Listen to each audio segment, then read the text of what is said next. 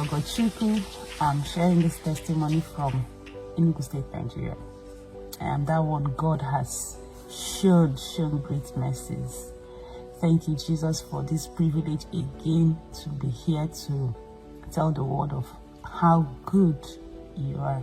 In February 2024, I was on the altar to testify of the goodness of God upon my life, of how God healed me of metastatic breast cancer. July 2022, I noticed a little lump on my breast. So casually, I just went into the hospital. And even the doctor who saw me then said it was nothing. And I said, I wanted to check. I wanted to be sure that it's nothing. So from the imaging, they said there was something. Then biopsy. Then it came out that it was cancer, confirmed. So the first chemotherapy I took in Enugu almost killed me. I've been seeing link of NSCP that I usually don't watch it. I will just open it. It was usually noisy. Then I closed. But when I came down here, my sister-in-law in the morning, 7 o'clock, she had keyed in.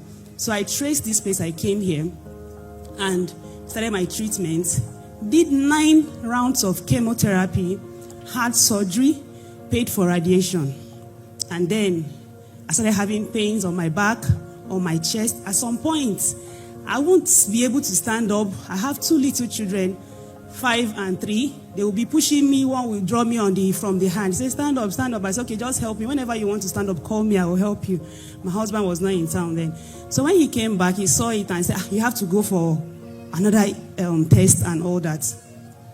Came back to Abuja, did a chest CT and abdominal pelvic, and found out that the cancer had spread. So, yes, so it has spread to the liver, to the lungs. There was tumor here, tumor there. If you see the result, every doctor we sent the report to, they said, even a doctor in the UK said there was nothing they could do about it. That coming to the UK was waste of money. I remember that morning I went out. I called God. I said, it is you or you. There was no other option. And at that point, I started coming here every morning. I will come here in the morning. I will stay. If I see people raising their papers up, I will raise. I will come to church with a big folder. When I line up all the whole results, because I did MRI. They said they wanted to do an MRI to also see. When they did an MRI, in doctor's words, he said the whole bones were riddled with the disease. So the lungs, the liver, the bones, everywhere. So I would line up all the results on the floor. People were looking at me. I would come to church and cry and cry. One of the doctors in the UK posted the results in one of their platforms and said their enemy had some few months to live. So I started discussing with my husband that this family member is good though. Maybe my children will stay with them after everything, because I was so scared and everything. So, but when I started coming here, I don't know, from crying, you will see me, I will dance through into this door, I will dance. If you see the way I dance in church, after all those, because at some point, the first episode, you know, the point of fear. Later on, I had joy from nowhere. I will come to church, I will dance, I will lift up my papers, drop it in my bag, come to the altar, I will stay all through the service. Somebody introduced me to one doctor, a Muslim, a Fulani man. Immediately I got to the hospital. That the man, the first thing he said, he looked at the reports, raised his head up and said, what God cannot do does not exist. Well, he said we're going to start treatment. They were giving me palliative care. Okay, what it means is that it's not curative, it's just management. After 4 months, that was in November, the doctor said I was going to do a review to know if there was disease progression. My brethren, when I went to do the test in the hall that day, while I was listening to NSCP, the people were filled up. They would say, Pastor Jerry would say, if you have this one, kneel down. If you have this one, stand up. I was kneeling down, doing all the whole thing, being so dramatic I didn't even see anyone. When I went in for that test and came out, the results came out, I was inside keke. I was screaming. Normal lungs, normal liver, the whole thing. That is the first testimony. The doctor said, this is a miracle. Now, I'm seeing, because I don't know if they showed the report, the MRI, it was showing T1, this one, so many things I didn't even look at, because I thought all my results. This one, I had to look for it to send it this morning. When Pastor Jerry was saying tear, I would tear. So after that review, he said, we're not going to send you in for radiation. Because if this result is so good, we don't know what is on your back. I would like you to do a PET scan. Then I said, okay, doctor, I will do it in February, because I was waiting for 21 days fasting. I came down from Enugu on the 7th. Started coming here every morning. I will come here in the morning. After the fasting and prayer, I will go. In the evening, I will come here. I went to see the doctor. He booked me for a PET scan on the 5th of February. He said Egypt or Lagos. I said, oh God, no Egypt, no money. Don't send me to Lagos. Let me jejely and go to Lagos. After the prayer, my sister-in-law was saying, what are we going to do? I said, I don't know. Just leave me. The God that provided money for the first one will do it.